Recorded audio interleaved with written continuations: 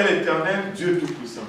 Donc pour presque, je ne sais plus, environ 600 à 800 ans, continuellement, autour du trône de Dieu, ça louait sans arrêt, et ça continue à dire Saint, Saint, Saint est l'Éternel, Dieu Tout-Puissant.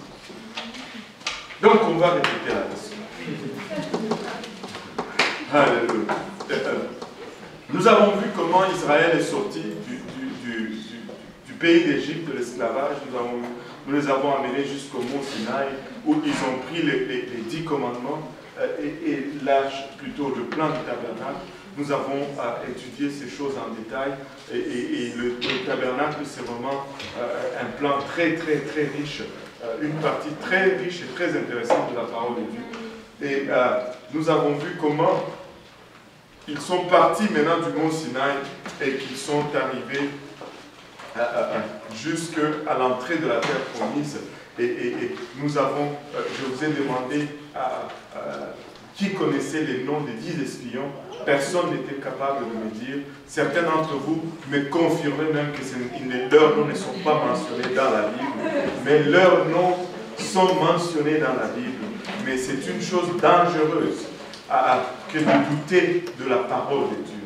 Le livre d'Hébreux nous dit ceci, que c'est une chose à craindre que d'arriver aux périphéries de promesses de Dieu et de ne pas s'en saisir. Vous savez, la Bible nous donne des sévères avertissements là-dessus.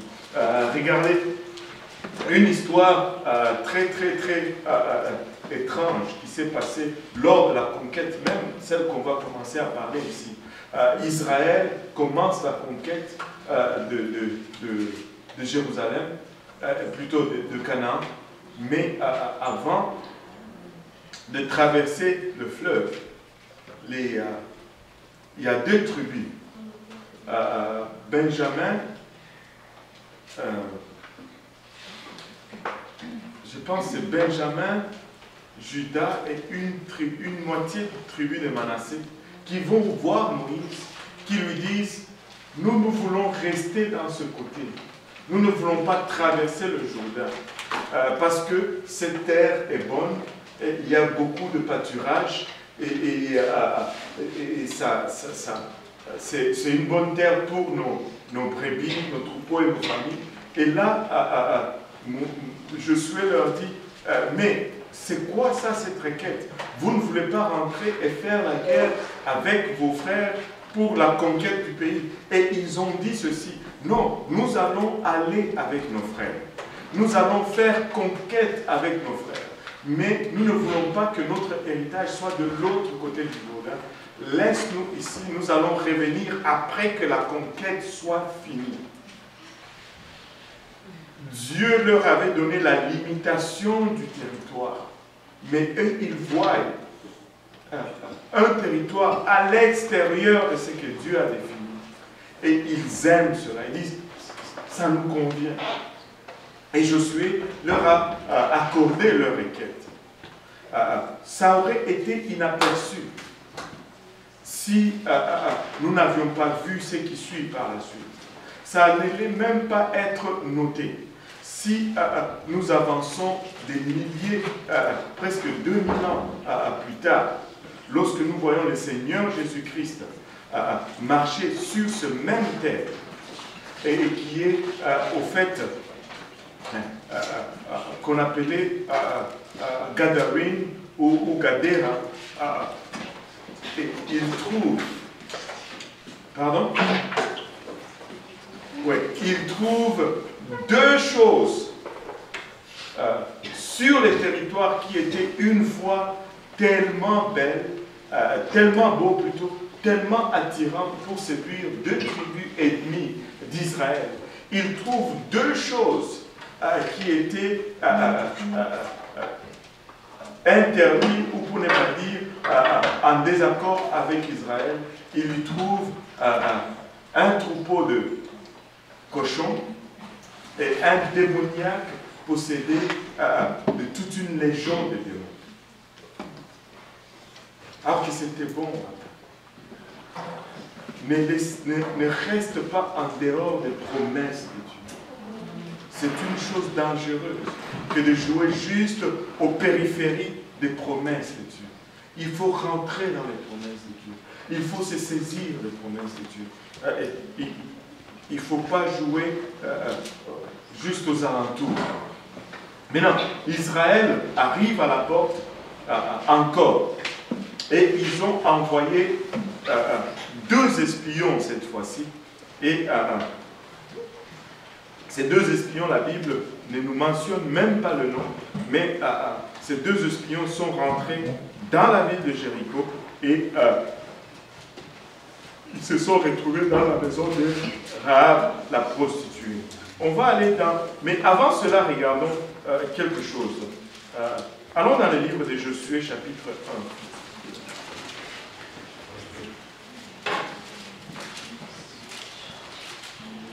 On va lire les 9 premiers versets. Après la mort de Moïse, serviteur de l'Éternel, l'Éternel dit à Josué, fils de Nun, serviteur de Moïse, Moïse, mon serviteur, est mort. Maintenant, lève-toi, passe ce Jourdain, toi et tout ce peuple, pour entrer dans le pays que je donne aux enfants d'Israël. Tout lieu que je foudrai la plante de votre vigne, je vous le donne, comme je l'ai dit à Moïse. Vous aurez pour territoire depuis les déserts, le Liban, jusqu'au grand fleuve, le fleuve de l'Euphrate, tout le pays des Étiens, jusqu'à la grande mer vers le soleil couchant. Nul ne tiendra devant toi tant que tu vivras. Je serai avec toi comme j'ai été avec Moïse. Je ne te délaisserai pas, je ne t'abandonnerai pas. Fortifie-toi et prends courage, car c'est toi qui mettras ce peuple en possession du pays, que j'ai juré à leur père de leur donner. Fortifie-toi seulement et aie de courage, en agissant fidèlement selon toute la loi que Moïse, mon serviteur, t'a prescrite. N'étant détourne ni à droite ni à gauche, afin de réussir dans tout ce que tu entreprendras. Que ce livre de la loi ne s'éloigne pas de ta bouche. Médite-le jour et nuit pour agir fidèlement selon tout ce qui est écrit, car c'est alors que tu auras du succès dans tes entreprises, c'est alors que tu réussiras. Ne t'ai-je pas donné cet ordre? Fortifie-toi et prends courage. Ne t'effraie point et ne t'éprouve point, car l'Éternel ton Dieu est avec toi dans tout ce que tu entreprendras. Dans tout ce que tu entreprendras. Mais regardez, je voudrais qu'on décortique un peu ce passage parce que ça parle fortement. Et ce sont des passages qui m'ont beaucoup édifié au début de mon ministère. La Bible nous dit, après la mort de Moïse, serviteur de l'Éternel, l'Éternel dit à Josué, fils de Nun, serviteur de Moïse, Moïse, mon serviteur, est mort. Maintenant, lève-toi, passe ce Jourdain, toi et tout ce peuple, pour entrer dans le pays que je te donne. Plutôt que je donne aux enfants d'Israël. Il dit ici une promesse que nous aimons beaucoup réclamer. Des fois, nous les chantons même en chant. Il dit, tout lieu que foulera la plante de votre pied, je vous le donne comme je l'ai dit à Moïse. C'est-à-dire, si je marche en une place, le Seigneur me donne ce lieu-là.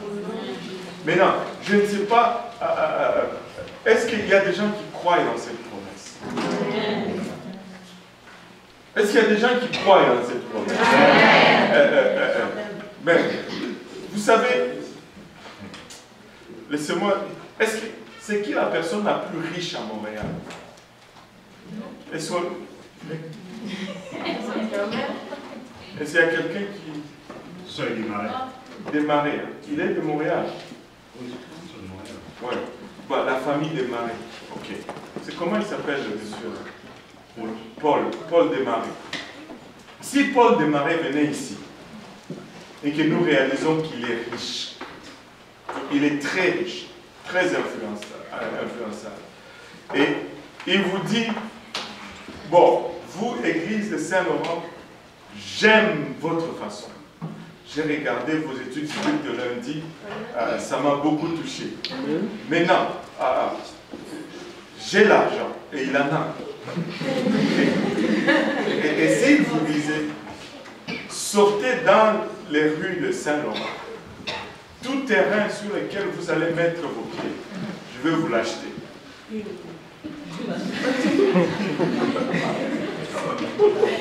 Vous savez qu'est-ce qui va se passer ici? C'est ça qu'on va entendre ici. Le monde va courir dans les rues. Je suis là. Pour la tosse.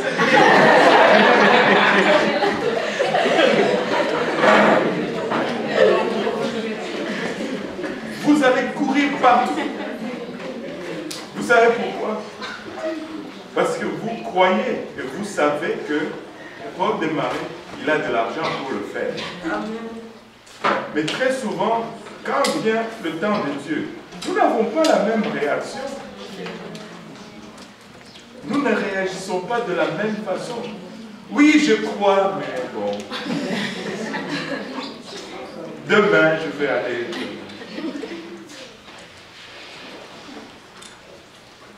Où est vraiment notre foi?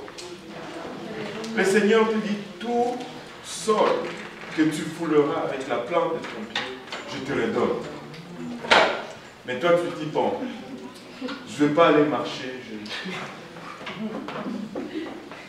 je suis fatigué, je ne veux pas aller marcher. Wow.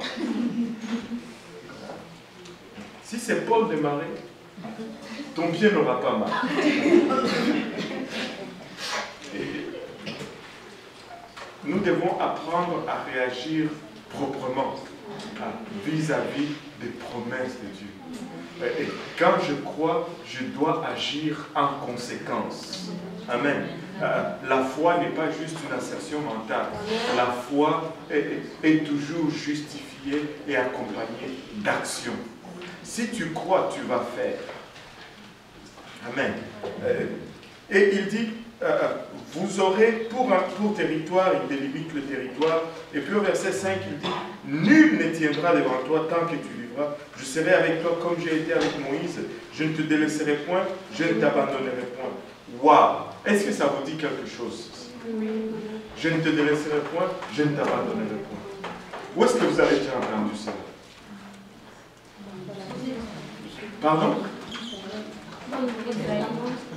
Dans le Nouveau Testament, dans les évangiles.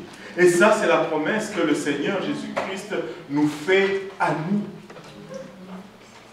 Nous pouvons regarder à Josué et nous assurer que Dieu ne va jamais nous délaisser, Dieu ne va jamais nous abandonner, parce que ce type, Dieu ne l'a jamais délaissé.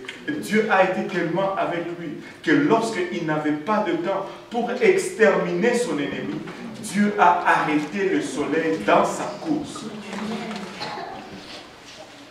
Et c'est la même promesse que tu as aujourd'hui. Il ne va pas te délaisser, il ne va pas t'abandonner. Tu ne seras pas orphelin. Waouh! Et c'est le même Dieu qui parle ici. Et il dit, fortifie-toi et prends courage. Wow! C'est là où nous nous trompons royalement la plupart d'entre nous. La Bible ne dit pas, Dieu va te fortifier. La Bible ne dit pas, ton frère va te fortifier. Il dit, fortifie-toi et prends courage. Il ne dit pas, reçois courage. Il dit, prends-le. Ça doit être généré de ta part. Ça doit venir de toi. Ça doit venir de toi. Amen. Ne fatigue pas ton frère, ne fatigue pas ta soeur, ça doit venir de toi-même.